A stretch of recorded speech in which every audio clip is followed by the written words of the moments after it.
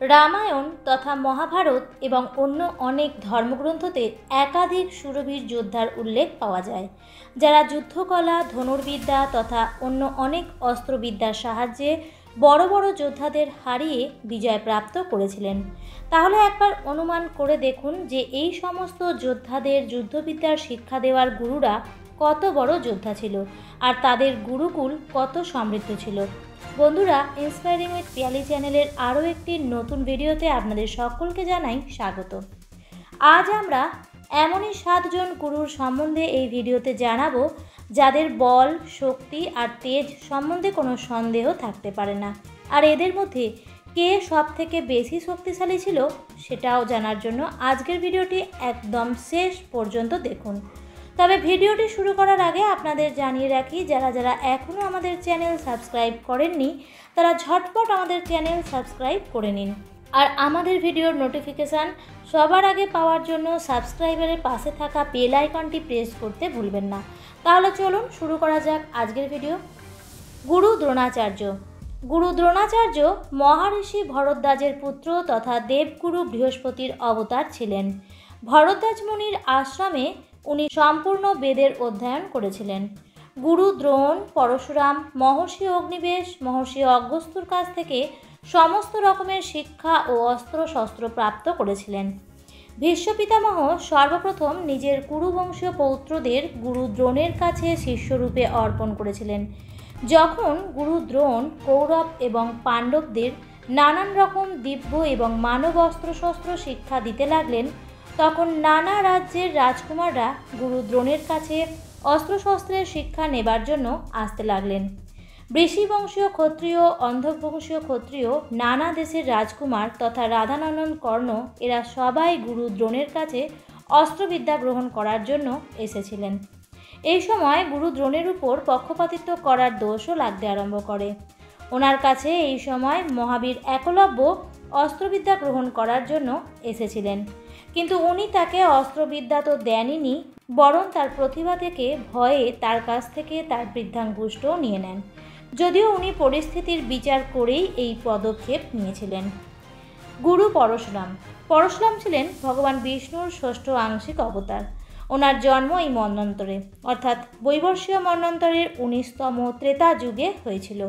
ওনার পিতা মহর্ষি যমদগ্নির কাছ থেকে উনি প্রারম্ভিক জ্ঞান অর্জন করেছিলেন। আগে গিয়ে উনি স্বয়ং ভগবান শিবের কাছ থেকে পরশু অর্জন করেছিলেন এবং সমস্ত যুদ্ধবিদ্যার কলা শিক্ষা গ্রহণ করেছিলেন, এবং শিবজি ওনাকে তার সমস্ত দিব্যাস্ত্রের জ্ঞান দান করেছিলেন। মহর্ষি অগস্ত্যের আশ্রমে থেকে এবং ওনাকে দেখভালের উনি সমস্ত বিদ্যার অভ্যাস করতে থাকে। ভগবান দত্তাত্রেয় বা ত্রিনাথের কাছ থেকেও ভগবান পরশুরাম অদ্ভুত জ্ঞান অর্জন করেছিলেন। মহাভারতকালে পরশুরামজি গুরু দ্রোণাচার্য, পিতামহ ভীষ্ম, সূর্যপুত্র কর্ণ এবং রুগ্মীদের মতো শিষ্যদের অস্ত্র শিক্ষা দিয়েছিলেন। গুরু বৃহস্পতি। গুরু বৃহস্পতিকে দেবতাদের গুরু হিসেবে আমরা জেনে থাকি। গুরু বৃহস্পতি ধর্মশাস্ত্র, নীতিশাস্ত্র, অর্থশাস্ত্র আর বাস্তুশাস্ত্রের ওপর গ্রন্থ রচনা করেছিলেন।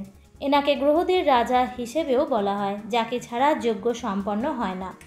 উনি তার জ্ঞান দ্বারা দেবতাদের নিজের নিজের যজ্ঞে পাওনা পাইয়ে দেয়। একবার অসুরেরা সমস্ত যজ্ঞে বিঘ্ন বাঁধিয়ে দেবতাদের অভুক্ত করে মেরে ফেলার চক্রান্ত করেছিলেন। এই রকম পরিস্থিতিতে দেবগুরু বৃহস্পতি রক্ষক মন্ত্র প্রয়োগ করে দেবতাদের রক্ষা করেছিলেন এবং অসুরদের সেখান থেকে পালিয়ে যেতে সাহায্য করেছিলেন। স্কন্দপুরাণ অনুসারে দেবগুরু বৃহস্পতি প্রভাস তীর্থতে গিয়ে ভগবান শঙ্করের কঠোর তপস্যা করেছিলেন। ওনার তপস্যাতে সন্তুষ্ট হয়ে ভগবান শঙ্কর ওনাকে দেবগুরুর পদ তথা গ্রহরাজের পদ প্রাপ্ত করার বরদান করেন। উনি পিতামহ ভীষ্মকে দণ্ডনীতির জ্ঞান প্রদান করেন। গুরু শুক্রাচার্য। মহাভারত তথা অনেক হিন্দু ধর্মশাস্ত্র অনুসারে গুরু শুক্রাচার্যকে দৈত্যকুলের গুরু মানা হয়। উনি অসুররাজ ভৃষ পর্বের রাজ্যে নিবাস করতেন। ওনার সঞ্জীবনী বিদ্যার জ্ঞান প্রাপ্ত ছিল, এবং যেই জ্ঞান দেবতাদের গুরু বৃহস্পতিরও ছিল না। দেব এবং দৈত্যের যুদ্ধের সময় উনি এই জ্ঞানের দ্বারাই দেবতাদের হাতে মৃত সমস্ত দৈত্যদের পুনর্জীবন দান করতেন। দেবগুরু বৃহস্পতি নিজের পুত্র গজকে শুক্রাচার্যের কাছে শিক্ষা নিতে পাঠিয়েছিলেন।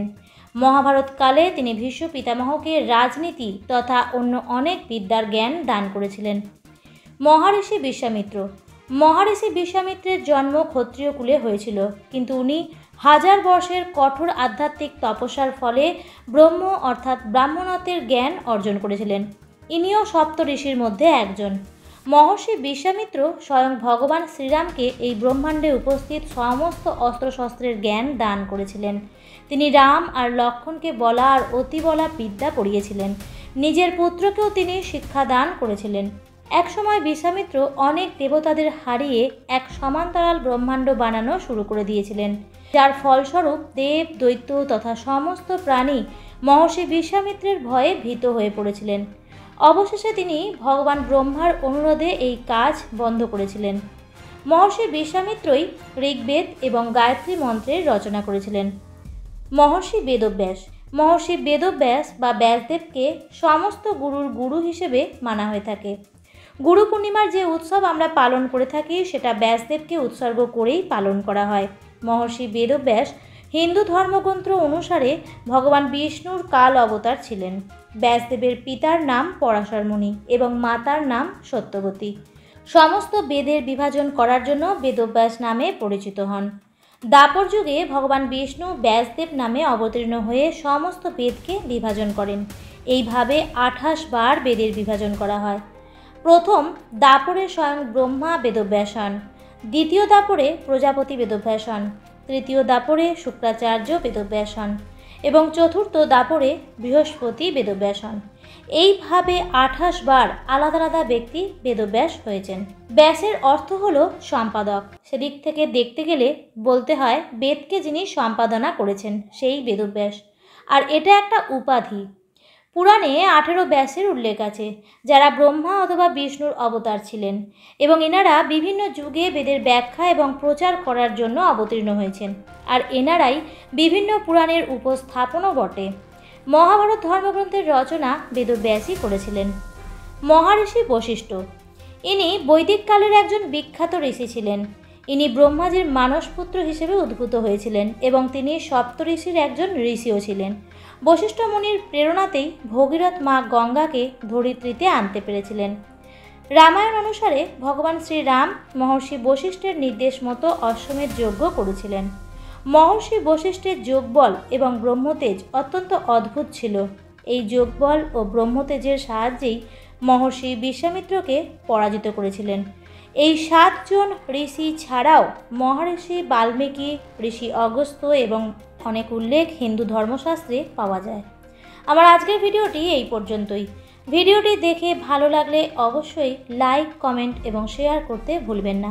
চ্যানেলটিতে নতুন হয়ে থাকলে চ্যানেলটিকে সাবস্ক্রাইব করে পাশে থাকা বেল আইকনটির অল লেখাটিতে ক্লিক করে দেবেন।